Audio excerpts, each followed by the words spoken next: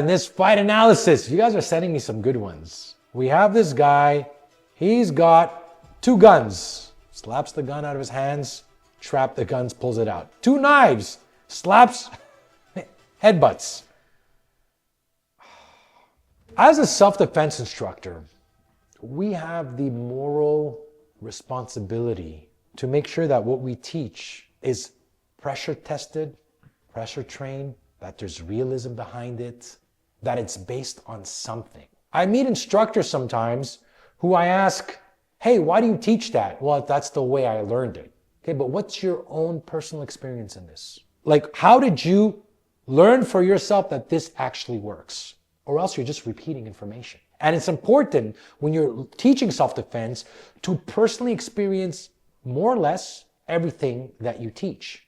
Whether, and I tell people, I'm like, people who want to teach self-defense, I'm like, go out there and go work in security. Just a couple of years.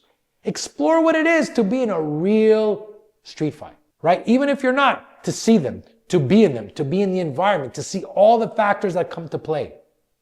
Because the dynamics change very much.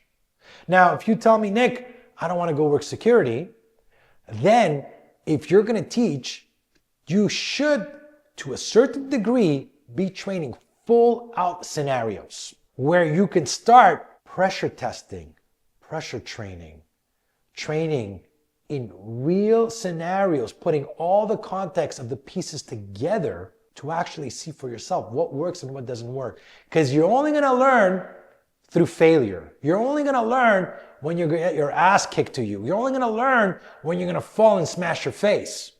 I had an instructor from LA come and train with me.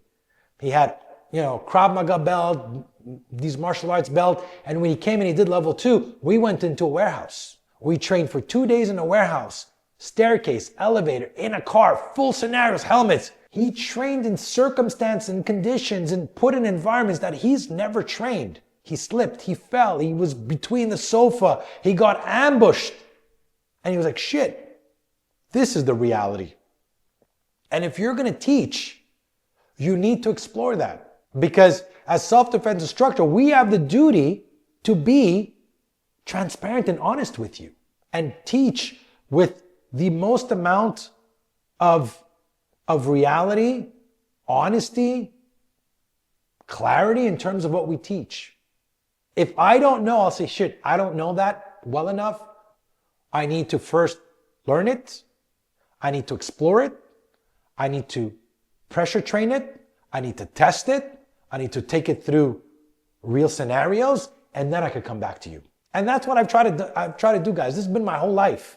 So when I look at stuff like this, I know that when I see stuff like this, that this person has never been in a fight, right? And I watch videos of other instructors, and I know right away if this person's been in a fight ever in his life. Because sometimes I see certain things they teach where I know it's impossible that you've actually pressure trained this and you're trying to convince me it works. And then I question everything else they teach.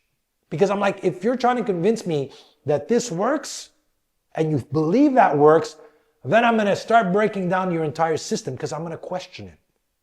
Because I know chances are that this doesn't work. Now, there's nothing, I always say nothing works at 100%. There's too many variables.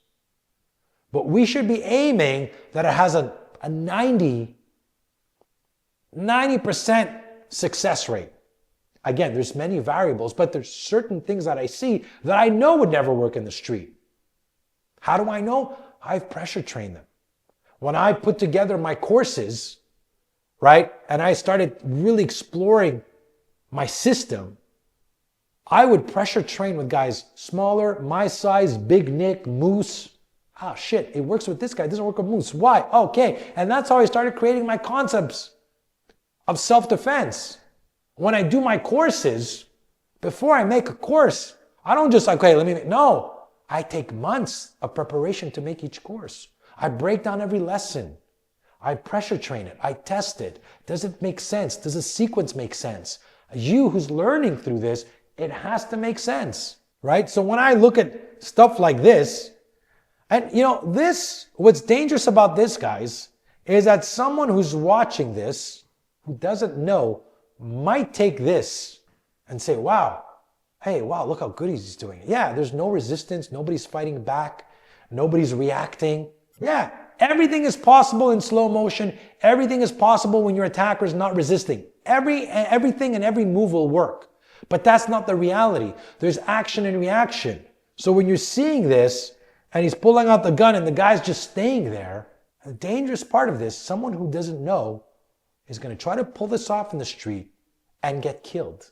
So as an instructor, we have, again, that moral responsibility to make sure that what we teach, that as much as possible, it's trained, it's tested, and that we're honest with the people that we train. I'm doing all these fight analysis, and the reason why I like the fight analysis is because every single one is different, and there's different context on each attack. That in one scenario it might work, but the other one it didn't. Why? Well, because there were two, or maybe he slipped, or maybe she was in the car. I always say, if you guys want to know what real fights look like in attacks, do scenarios. And replicate the same scenario 5 times, but change the environment, change the context, change the attackers, but keep the attack the same. You're going to get 5 different outcomes. And that's the reality. When you look at self-defense like this, slow, repetitive movements, sequences, 1, 2, 3, 1, 2. Anytime I see that, I switch off. Because the idea that my attacker will respond on a sequence every single time is completely unrealistic. A real fight is action-reaction. It's like playing chess. You're not going to play the same game 10 times. Every time you play chess, you play a different game. Same concept with fighting.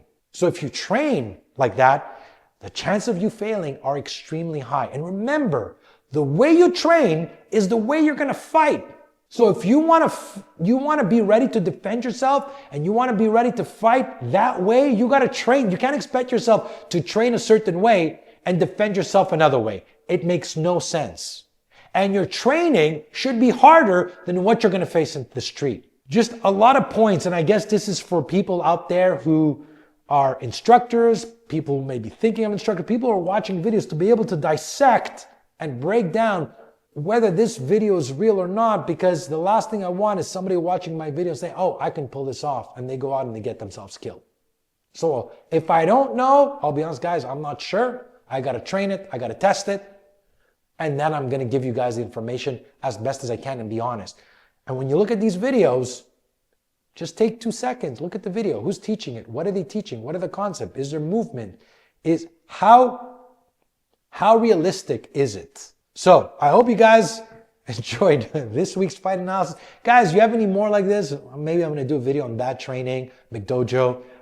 Send it my way, as well as make sure to subscribe. Hit the bell, guys. Leave me a comment on the box, guys. Stay safe and stand strong.